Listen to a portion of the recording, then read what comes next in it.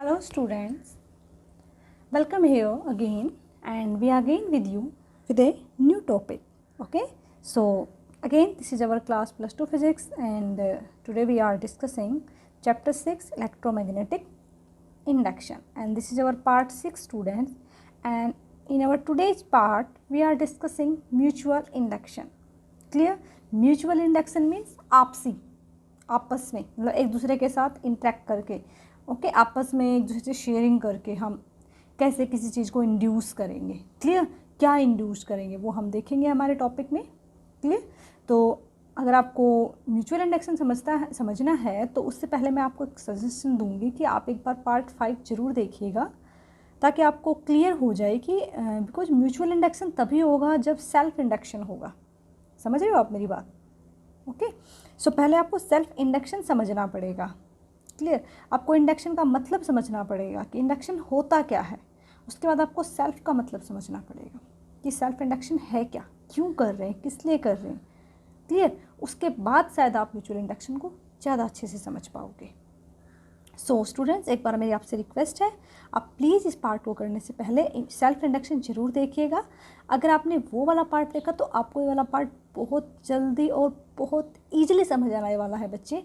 So let's start. Okay, don't okay, and one request for you also students, आप लोग pencil और copy या pen pencil जो भी आपके पास मटेरियल आप उसको साथ लेके नहीं बैठते हैं। तो प्लीज़ आपसे मेरी रिक्वेस्ट है कि जब भी आप पढ़ाई करें, जब भी आप मतलब वीडियोज़ को फॉलो करें, आप जो हमारे अभी फ़िलहाल सिचुएशंस बनी हुई हैं कंट्री में तो उनको आप देखते हुए मेरी आपसे यही रिक्वेस्ट है, आप अपनी स्टडी पे फोकस करें। कुछ बोर्ड एग्ज़ाम्स आने वाले हैं तो आपसे रिक्वेस्ट है आप अच्छे से पढ़ाई करें, फालतू के अफवाहों पे, रूमर्स पे ध्यान ना दें और अपनी स्टडी को कंटिन्यू रखें। ठीक है? कौन क्या कह रहा है, क्या नहीं कह रहा, leave it all this things. हमें अपनी स्टडी करनी, हमें अपनी पढ़ाई पे ध्यान देना है, कुछ हमारे बोर्ड एग्ज़ाम्स हैं। क्लियर? तो चलिए स्टूडेंट्स, विदाउट एनी ज़्यादा ही बातें हो गई हैं तो हम अपना स्टार्ट करते हैं topic. So here this is mutual induction. So students, आपने अभी देखा वीडियो में जो मैंने मतलब अभी आपको जो मैंने इससे पहले एक स्क्रीन, छोटी सी स्क्रीन में एक व्यू दिखाया, एक वीडियो दिखाई है, आपने देखा हुआ कि उसमें मैंने आपको अच्छे से बताया है कि म्यूचुअल इंडक्शन कैसे होता है। तो उसमें आपको विजुअलाइज हुआ है क्योंकि विजुअलाइजेशन करने से चीज़ें ज़्यादा अच्छे से समझ आती हैं। ठीक है बेटा? तो आई होप आपको वो अच्छा लगा होगा, मैंने जो कंसेप्ट यूज़ किया आपको समझाने के लिए। और अब हम इसको 2D में अच्छे से समझते हैं। तो सबसे पहले मैं आपको बताऊंगी the meaning of mutual. Mutual का मतलब होता है आपसी में कनेक्ट। ठीक है? इंडक्शन का मतलब होता है अफेक्ट, प्रभाव, किसी की वजह से जो अफेक्ट पड़ता है। क्लियर? तो सबसे पहले आप इसकी डेफिनेशन कर लीजिएगा बेटा। So what is mutual induction? तो आप इसकी डेफिनेशन करिए। It is the property of two coil. देखिए बेटा, एक आपको ध्यान रखना है, म्यूचुअल इंडक्शन कभी भी सिंगल कोयल का नहीं होगा, ये हमेशा दो कोयल्स की वजह से होता है। समझ रहे हो आप मेरी बात को? क्लियर? ये कभी भी एक कोयल की वजह से नहीं होगा, ये हमेशा दो कोयल्स होंगी तभी होगा। इससे ज़्यादा भी हो सकते हैं, that's not a matter. But single coil की अगर आप बात करोगे, सिंगल कोयल की बात कर रहे हैं तो वहाँ पे सिर्फ आपका इंडक्शन। देखो, अगर इनके अकेले की बात करी जाए तो इस अकेले में क्या है? सेल्फ इंडक्शन है। इस अकेले में क्या है? सेल्फ इंडक्शन है। लेकिन जब दोनों से क्लोज आ रही हैं तब दोनों क्या है? देखिए, आप इसको ऐसे समझिए, एक लड़का है और एक लड़की है। ठीक है? अगर वो अलग अलग हैं तो दे आर वो मतलब कोई भी अननोन लड़की उसके लिए, वो कोई अननोन लड़का उसके लिए, तो दोनों की शादी हो जाती है। शादी होने के बाद उनका एक प्रॉपर रिलेशनशिप बन जाता है तो उनको बोला जाएगा कि दे आर हस्बैंड वाइफ। ठीक है? उन दोनों को कंबाइन बोला जा रहा है कि दे आर हस्बैंड वाइफ। अलग अलग हो जाएंगे तो वो पेयर टूट जाएगा उनका, तो पेयरिंग में होता है ये। ठीक है? तो चलिए इसका हम डेफिनेशन कर लेते हैं। So it is the property of two coils. इसको आप स्पेशली ध्यान रखेंगे कि ये दो कोयल्स की ही प्रॉपर्टी है। सिंगल पे हम सेल्फ इंडक्शन यूज करते हैं। Property of two coils by virtue of which each oppose any change. Each oppose अपने अपने बिहाफ पे दोनों अपोज करेंगी पर्सनली, फिर दोनों मिलकर भी अपोज करेंगी एनी चेंज। क्लियर? वो खुद पर्सनली भी किसी भी चेंज को अपोज कर रही हैं, मना कर रही हैं, और मिलकर भी अपोज कर रही हैं जो उनके अंदर चेंज हो रहा है, चाहे वो किसी भी तरीका का हो रहा हो। ठीक है? इन द स्ट्रेंथ ऑफ करंट, मतलब जो करंट है वो चाहते हैं वो करंट जो इनमें से फ्लो हो रहा है वो कॉन्स्टेंटली फ्लो करे, उनमें चेंज ना आए। क्लियर? अभी हम आपको एक बार से अच्छे से बताएंगे, तब आपको ज़्यादा क्लियर हो जाएगा। Current flowing through other okay, developing an induced EMF and induced EMF। चलिए ये डेफिनेशन हो गई है बच्चे आपकी। आप एक बार मैं दोबारा से रिपीट कर देती हूँ ताकि आपको अच्छे से समझ आ जाए। It is the property of two coils, दो कोइल्स की प्रॉपर्टी होती है by virtue of which each oppose any change in the strength of current. हर एक ये चाहती है कि कोई भी चेंज ना हो करंट में। तो बच्चे ये हमारे पास एक कोइल है, एक कोइल हमारे पास ये है, इसको हम बोलेंगे प्राइमरी कोइल, और ये जो सेकेंड वाली है इसको हमने बोल दिया सपोज करो सेकेंडरी कोइल। ठीक है, ये कोयल है, आप इसको एज ए सोलेनोइड भी कंसिडर कर सकते हैं। तो देखिए बेटा, आपको पता है कि जब किसी भी सोलेनोइड में से या किसी कोयल में से जब हम करंट को फ्लो कराएंगे, ठीक है, तो जब इसमें से करंट फ्लो होगा तो अंडरस्टूड सी बात है, हमने एक सिंपल सा कंसेप्ट पढ़ा हुआ है, अगर किसी करंट में से किसी वायर में से करंट फ्लो होता है तो वहाँ पे मैग्नेटिक फील्ड जनरेट होता है। बिल्कुल सिंपल सी बात है। हाँ जी, चलिए। सो ये क्या कह रहा है कि इस कोयल में से, मैंने इस सोलेनोइड में से, आप कोयल बोल दो, इट्स यूर चॉइस, मैंने करंट फ्लो कराया। क्लियर, चलिए करंट फ्लो करा दिया हमने, ठीक है। अब करंट फ्लो होगा तो ये खुद ये क्या बन जाएगा, सोलेनोइड एक मैग्नेट बन जाएगा। क्या बन जाएगा बेटा, एक मैग्नेट। जैसे मैंने आपको स्क्रीन में बताया भी था, तो वो दिखाया भी था आपको ताकि क्लियर हो जाए। तो ये मैग्नेट बना और इसने अपना खुद का एक मैग्नेटिक फील्ड जनरेट कर लिया। लेकिन बार बार क्योंकि करंट कंटिन्यू चेंज हो रहा है, देखिए करंट कंटिन्यू वेरी कर रहा है विद रिस्पेक्ट टू टाइम। ऐसे करंट है ना, अगर कंटिन्यू करंट चेंज करेगा मीन्स कभी करंट कम हो रहा है कभी ज़्यादा हो रहा है, अगर करंट चेंज होएगा तो अंडरस्टूड सी बात है कि जो हमारा बी है वो भी चेंज होगा। ठीक है, अगर आई में चेंज आएगा तो मैग्नेटिक फील्ड भी चेंज होगा जो इसके अराउंड बन रहा है। और धीरे धीरे होते हैं ये चेंजेस, ऐसे नहीं होता कि एकदम से फास्ट हो गया जल्दी से, नहीं, बहुत स्लोली होते हैं ये कंसेप्ट। अब आपको पता है कि फाई क्या होता है, बी ए कोस थीटा। अब आप बताइए, अगर मैग्नेटिक फील्ड में चेंज आएगा तो फ्लक्स में भी चेंज आएगा। क्लियर, ठीक है, तो फ्लक्स में चेंज आएगा, तो अगर आपको पता है फ्लक्स में चेंज आया तो ये क्या होता है, d phi by d t. देखिए बेटा, मैं आपको, क्योंकि कई बच्चों को ना कन्फ्यूजन हो रहा है कि कैसे हो रहा है, तो मैं आपको थोड़ा सा बेसिक कराने की कोशिश कर रही हूँ कि स्टार्टिंग में देखो हमने करंट दिया सिंपल, क्लियर, फिर उससे करंट को चेंज कर रहे हैं हम, तो मैग्नेटिक फील्ड चेंज हो रहा है, उससे फ्लक्स चेंज हो रहा है, फ्लक्स की वजह से ईएमएफ इंड्यूस्ड हो रहा है, क्योंकि हमने क्या पता है कि अगर फ्लक्स टाइम के रिस्पेक्ट में चेंज होगा तो ईएमएफ इंड्यूस्ड होगा। और अगर ईएमएफ इंड्यूस्ड हुआ और उसको हमने किसी लोड से डिवाइड कर दिया, then we get induced current. ये है पूरी स्टोरी, समझ रहे हो आप मेरी बात, ये है वो पूरी स्टोरी। तो देखिए बेटा, इनका अपना अपना एक सेल्फ इंडक्शन है, दैट्स नॉट ए मैटर। तो बेटा देखिए, जब इसमें जो मैग्नेटिक फील्ड जनरेट हुआ, जो बी हमारा इंड्यूस्ड हुआ, तो अगर हम दूसरी कोयल को इसके पास लेके आएंगे, ठीक है, अगर हम दूसरी कोयल को इसके पास लेके आएंगे तो वो मैग्नेटिक फील्ड लाइंस, कुछ लाइंस इसमें से भी जाएंगी। तो अगर इसका मैग्नेटिक, इसका बी चेंज होगा तो इसका भी चेंज होगा, तो कुछ चीज़ें इन दोनों में कॉमन है। अब इसमें बी चेंज हो रहा है, ठीक है, तो इसकी वजह से इसमें चेंज होना शुरू हो गया ना, क्लियर। तो इसमें क्या हो जाएगा, इसमें जो फ्लक्स है प्राइमरी कोयल में वो एसोसिएट हो गया विद सेकेंड कोयल। जो इसका फ्लक्स है, इसका जो फाई है, वो किसके साथ एसोसिएट हो चुका है, अब इसके साथ, मतलब इसकी शादी इसके साथ हो चुकी है, तब इसके साथ एसोसिएट हो गई ना, हर एक चीज़ इनकी आपस में लिंक रहेगी। अब बोथ कोयल फ्लक्स वैरी, अब दोनों, अब क्या करेगा, इस अकेले का वैरी नहीं करेगा, दोनों का वैरी करेगा, समझ रहे हो, दोनों का फ्लक्स क्या करेगा, वैरी करेगा, फ्लक्स वैरी करेगा, ईएमएफ इंड्यूस्ड हो जाएगा, और ईएमएफ इंड्यूस्ड हो गया तो करंट इंड्यूस्ड हो जाएगा। ठीक है, तो सेकंड कोयल में क्या हो जाएगा, इंड्यूस्ड ईएमएफ। और हमें इस चीज़ को चेक करने के लिए देखिए यहाँ पे गैल्वोमीटर लगा रखा है कि हमें पता चले कि इसमें कोई करंट जनरेट हो रहा है या नहीं हो रहा है। समझ गए आप मेरी बात, ठीक है। तो ये पूरी प्रोसेसिंग है बेटा, क्लियर। तो चलिए इसमें अब हम इसका करते हैं बेटा कि कैसे हो रहा है, क्या हो रहा है। तो हमने क्या करी है बेटा, दो कोयल ली हैं, पी एंड एस कोयल ली है, ये मैंने आपको अच्छे से समझा दिया है, ओके। हाँ जी बेटा, और जो इस कोयल में आपका जो करंट मतलब इंड्यूस्ड हो रहा है उसकी डायरेक्शन को अगर हमें चेक करना है, देखिए अगर हमें डायरेक्शन को चेक करना है तो हम डायरेक्शन के लिए आपको पता है कि टू फाइंड डायरेक्शन के लिए हम या तो क्या करेंगे, लेंजिज लॉ का यूज करेंगे, या हम Fleming right hand rule use करेंगे। क्लियर, ये आपको ध्यान रखना है। तो इस डायरेक्शन के लिए हम लेंजिज लॉ यूज़ करेंगे।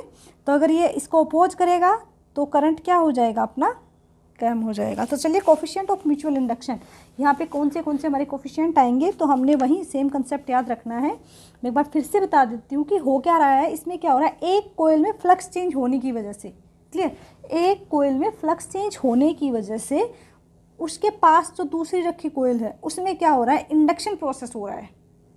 दोबारा रिपीट करती हूँ मैं कि एक कोयल में, देखिए आप इसको अच्छे से समझिएगा एक बार, एक कोयल में फ्लक्स चेंज, प्राइमरी कोयल में फ्लक्स चेंज होने की वजह से जो उसके पास रखी है दूसरी कोयल उसमें इंडक्शन प्रोसेस हो रही है, यानी कि उसको इंड्यूस्ड ईएमएफ मिल रहा है, इंड्यूस्ड करंट मिल रहा है इस कोयल के फ्लक्स के चेंज होने की वजह से। समझ गए आप? ठीक है, तो इसका कोफिशिएंट्स हम करते हैं कोफिशिएंट ऑफ म्यूचुअल इंडक्शन। तो बेटा देखिए यहाँ पे एक हमारा आई है, वैसा ही कंसेप्ट रहेगा जैसे हमने पिछले वाले में किया था। तो आई क्या है, स्ट्रेंथ ऑफ करंट, कि हमने कितना करंट दिया, और आप बताइए हमने करंट फर्स्ट कोयल को दिया है सेकंड वाले को दिया, इन वन कोयल फर्स्ट कोयल को दिया है, ठीक है, तो ये उसकी करंट की स्ट्रेंथ है। और फाई क्या है, total amount of magnetic flux, total magnetic flux link with all turns of neighbouring coil, ठीक है, जो साइड वाली कोयल है या यू कैन से जो हमारी सेकेंडरी कोयल है, ठीक है, उसमें जो चेंज हो रहा है मैग्नेटिक फ्लक्स। तो हमें प्रैक्टिकली हमने इस बात को प्रूव करा हुआ है।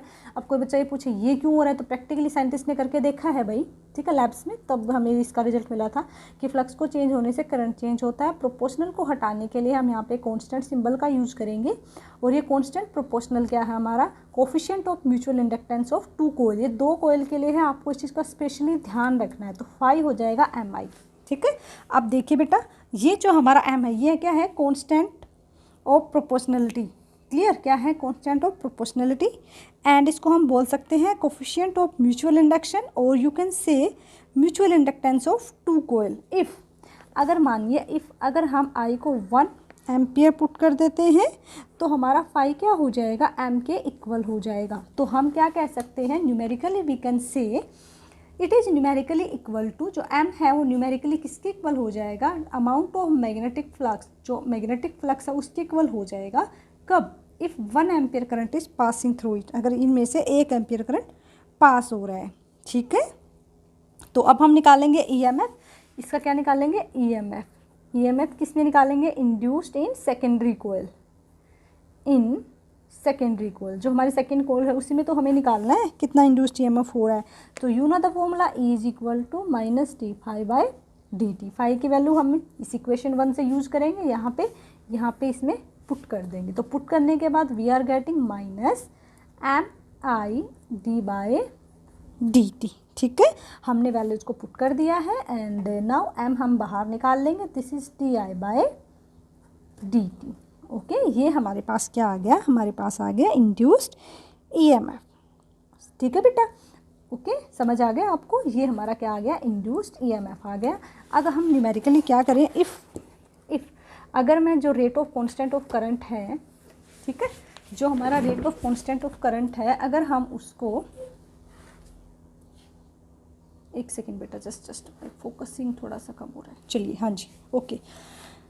देखिए, अगर हम जो रेट ऑफ करंट, हमारा rate of change of current है, अगर मैं उसको 1 पुट कर देती हूँ, देखिए हमारे पास रिलेशन क्या है, हमारे पास रिलेशन है MTI बाई dt। तो हम क्या कह सकते हैं, अगर मैं इस कंपोनेंट को 1 पुट कर दूँ तो फाई हमारा किसके इक्वल हो जाता है। तो आप देखिए, सॉरी, यहाँ पे हमने EMF को इंड्यूस किया है, मैंने गलती से लिख दिया बच्चे। तो E हमारा माइनस M के इक्वल हो जाता है। कब होगा, जब हमारा ये इंड्यूस, तो coefficient of mutual inductance of two coil, जो हमारा coefficient of mutual inductance of two coil है, this is equal to induced EMF। कब होगा, when rate of change of current is equal to 1, clear, when rate of change of current is equal to 1, then induced EMF is equal to coefficient of mutual inductance, clear. ऐसा unit वहीं रहेगी, because बात तो वही है, Henry. ऐसा unit क्या रहेगी हमारी, हेनरी, जिसको हम H से रिप्रेजेंट करते हैं, ठीक है। और 1 हेनरी कितने के इक्वल होता है, 1 वेबर पर एम्पियर, ओके। और you can say that 1 volt second पर एम्पियर, ये भी आप बोल सकते हैं। ओके, जो डायमेंशन फॉर्मूला है म्यूचुअल इंडक्टेंस का वो वही रहेगा जो हमने सेल्फ इंडक्शन में निकाला था। सो डायमेंशन फॉर्मूला हमारा क्या हो जाएगा, this is equal to ml, सबसे पहले आपको ये लिखना होता है और फिर उसके ऊपर हाँ जी, फिर ये हो जाएगा आपका m1L2 T minus two A minus 2। इसको आप ऐसे भी याद रख सकते हो 12 माइनस 22। ये क्या होता है, हमारा डायमेंशन फॉर्मूला होता है म्यूचुअल इंडक्टेंस का। ठीक है बेटा, समझ आ रहा है आपको? Okay, so now we are doing the sum factors. Okay, कि मतलब जो हमारा म्यूचुअल इंडक्टेंस है उसको कौन कौन से फैक्टर्स अफेक्ट कर सकते हैं। ठीक है, so factor affecting the mutual inductance. अगर आपको कोई भी प्रॉब्लम आती है बेटा तो आप मुझसे पूछ सकते हो, किसी भी तरीके की कोई भी प्रॉब्लम हो। ठीक है, किसी टॉपिक में प्रॉब्लम है, कोई क्वेश्चन नहीं आ रहा तो आप उसको अच्छे से पूछिएगा बेटा, ज़्यादा अच्छे से क्लियर हो जाएंगे। ठीक है बेटा, चलिए, तो ये आपका किस फैक्टर से अफेक्ट होता है, मतलब किस चीज़ पे फ़र्क पड़ेगा। तो एक इसका अफेक्ट होता है आपका,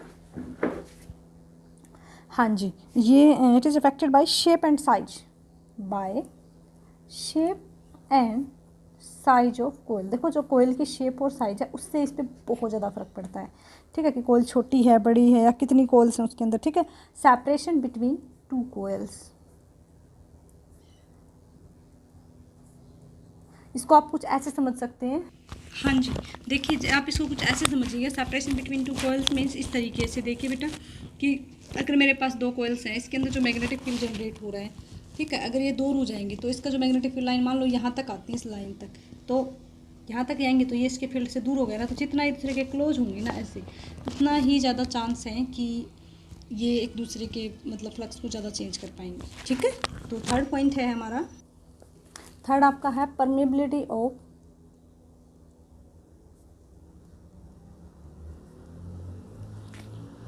मटेरियल ऑफ द कोर। ठीक है, कि जो हमारा मटेरियल हम यूज़ कर रहे हैं, जो कोर हमने उसके अंदर यूज़ करी है वो किस मटेरियल की है, कोर।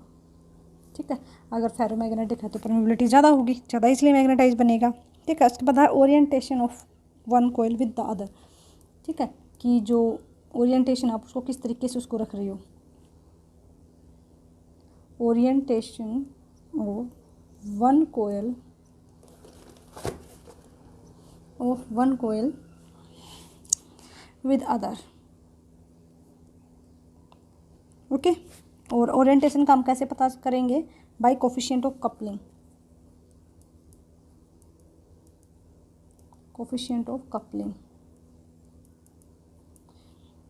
तो हमारा जो कोफिशिएंट ऑफ कपलिंग है, मतलब कि अगर आपको किसी का मैग्नेटिक, इस तरीके से आप देखिएगा बेटा कि अगर आपको प्रॉपर कपलिंग करनी है, प्रॉपर पेयरिंग करनी है, तो आपको उसका म्यूचुअल इंडक्टेंस करने के लिए हमें जो म्यूचुअल इंडक्टेंस है वो इस तरीके से लेना होगा, the product of one coil to with respect to the secondary coil. ये सेल्फ इंडक्शन है फर्स्ट वाली कोयल का, ये सेकेंड वाली कोयल का।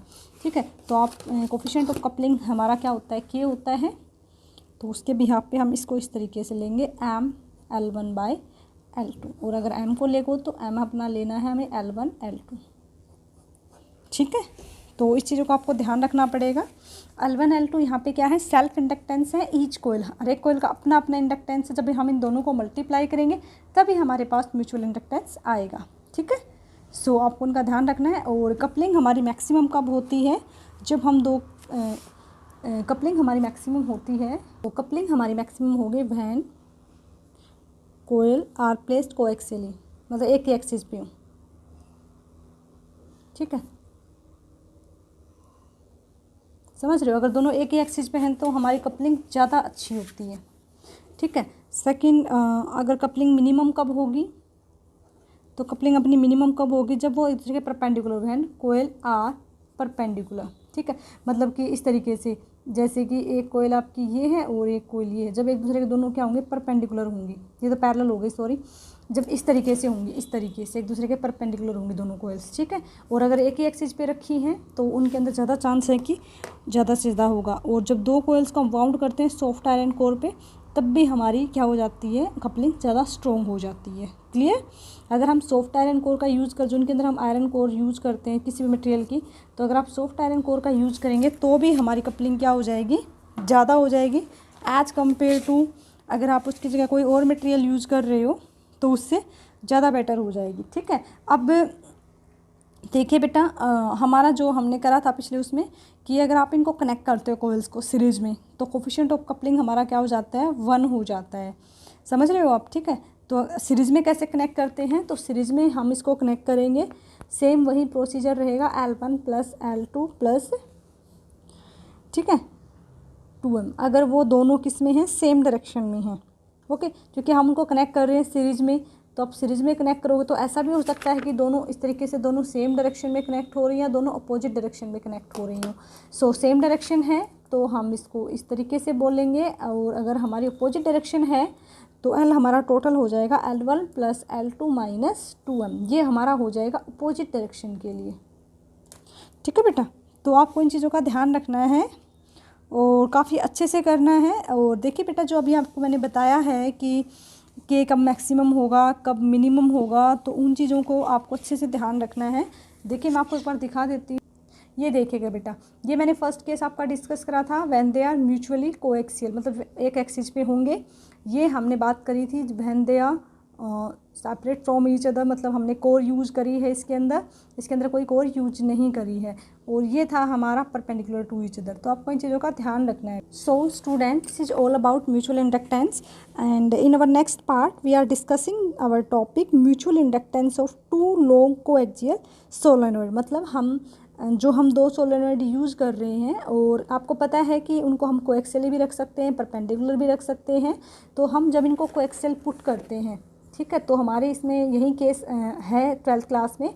तो जब हम इनको 2 कोयल्स को कोएक्सियल पुट करते हैं, क्लियर, कोएक्सियल मीन्स हम उनको कैसे पुट करेंगे, मीन्स हमें इस तरीके से उनको पुट करेंगे। नेक्स्ट पार्ट में हम कोएक्सियली एक ही एक्सिस पे, और हमें क्या निकालेंगे, इनका म्यूचुअल इंडक्टेंस निकालेंगे। So stay connected students, okay, for our next part. So we are discussing our next part in the next video. Thank you so much students, hope this is very nice for you. Thank you.